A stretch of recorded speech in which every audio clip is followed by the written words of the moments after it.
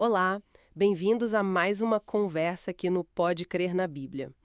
Hoje, vamos mergulhar em fontes que discutem aquela tensão, né, entre os governos aqui da Terra e o governo divino. Isso mesmo. A gente vai olhar especialmente para as profecias de Daniel, Apocalipse. A ideia é pegar os pontos principais sobre história, profecia e o que isso significa para a gente hoje, sabe? Seguindo aquele esquema de estudo da semana. Exato. E o nosso texto guia é o Salmo 46, versículo 10. Aquietai-vos e sabei que eu sou Deus. Serei exaltado entre as nações, serei exaltado sobre a terra. Perfeito. E o material que a gente analisou, né, ele mostra bem como essa busca humana por autonomia, lá desde o Éden, criou consequências, sabe? Que a gente vê na história e nessas profecias que vamos conversar. Legal. Então, começando com o tema de domingo, o primeiro mandamento, a discussão começa lá em Gênesis capítulo 2, versículos 16 e 17. Vou ler aqui. E o Senhor Deus ordenou ao homem: de toda árvore do jardim comerás livremente, mas da árvore do conhecimento do bem e do mal não comerás, porque no dia que dela comeres, certamente morrerás. Que significado, assim, essa ordem inicial tem na análise? Bem, a interpretação apresentada é que não era tipo uma regra qualquer, sabe? Era um teste fundamental de confiança, de lealdade Hum. e, ao mesmo tempo, uma proteção. Uma forma de Deus proteger a humanidade de conhecer o mal, pela experiência própria, né? Entendi, faz sentido. E essa escolha lá no início, de Adão e Eva, ela meio que ecoa depois, né, milênios depois, por exemplo, lá em 1 Samuel capítulo 8, quando o povo de Israel pede um rei humano. Ah, sim, quando eles rejeitam Deus como rei direto, né? Exatamente, eles rejeitam a teocracia para ser, e aqui está a chave, como as outras nações. É o mesmo desejo, sabe, de autogoverno, de independência de Deus. É, e a gente vê as complicações que isso trouxe. Pois é.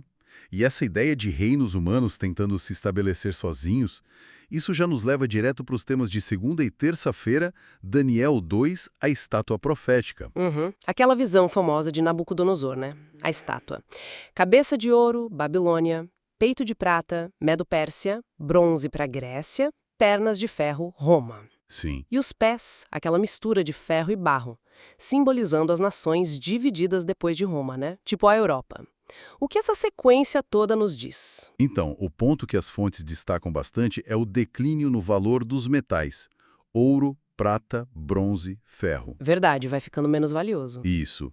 É interpretado como um símbolo da fragilidade que vai aumentando, sabe? Uma decadência, talvez não só política, mas até moral, desses reinos que tentam, né, tomar o lugar do governo de Deus. Uhum. Mas aí vem o ponto alto da visão, né? A pedra.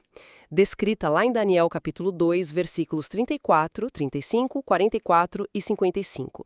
Ela é cortada sem auxílio de mãos. Sim, sobrenaturalmente. Exato. E ela vem e destrói a estátua inteira.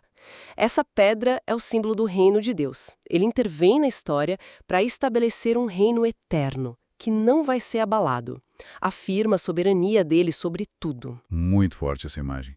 E seguindo a linha do tempo do estudo, terça e quarta-feira trazem Daniel 7, as feras e o conflito. Agora a visão é para o próprio Daniel, né? Isso, agora é Daniel quem vê. E são aquelas 4 feras assustadoras saindo do mar grande, um mar agitado pelos ventos. Um leão, um urso, um leopardo e um animal terrível sem comparação. O que esse mar agitado representa? Olha, com base em outras passagens, como Isaías 17, Apocalipse 17, o mar na profecia geralmente simboliza povos, multidões, nações. Ah, tipo a massa da humanidade, né? Isso. Em agitação. Isso, em tumulto, conflito político, social.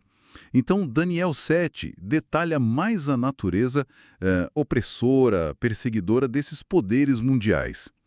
E tem aquela figura específica, o chifre pequeno. Sim, que se opõe a Deus. Exato. Desafia a Deus e persegue o povo fiel dele, o chamado remanescente. É interessante notar que, às vezes, em contraste com o mar, a terra em profecia, como a gente vê em Apocalipse 12, pode simbolizar um lugar com menos gente, talvez um refúgio, uma área mais estável. Interessante essa distinção. Bom, chegamos então aos temas de quarta e quinta-feira. entre a terra e o mar e Apocalipse a mensagem final. O foco vai para o Apocalipse capítulos 10, 12, 13, 18. E tem aquela imagem muito marcante do anjo com o livrinho, lá em Apocalipse capítulo 10, versículos 9 e 10. Vou ler.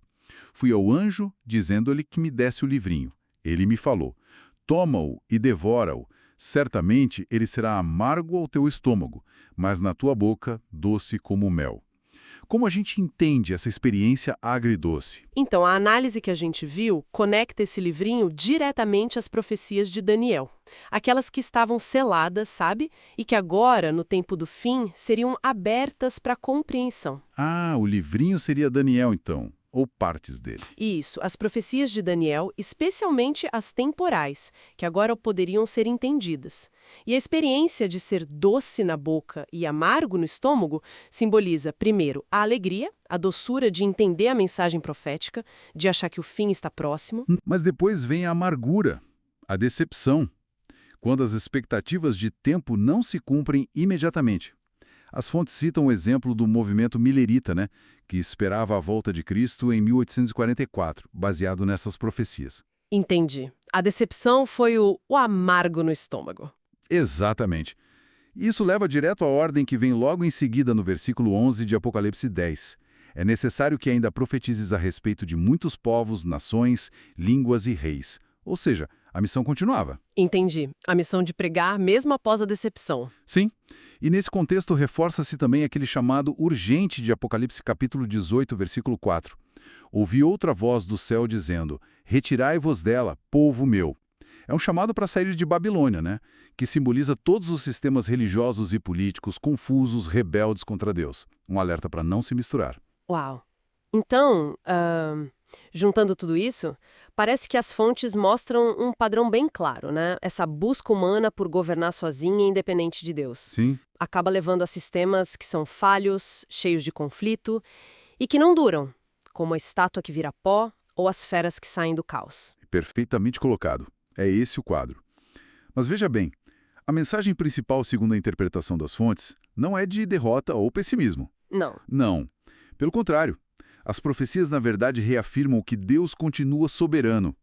Ele está no controle da história e vai levar tudo ao desfecho que ele planejou, o estabelecimento final do seu reino eterno. Certo.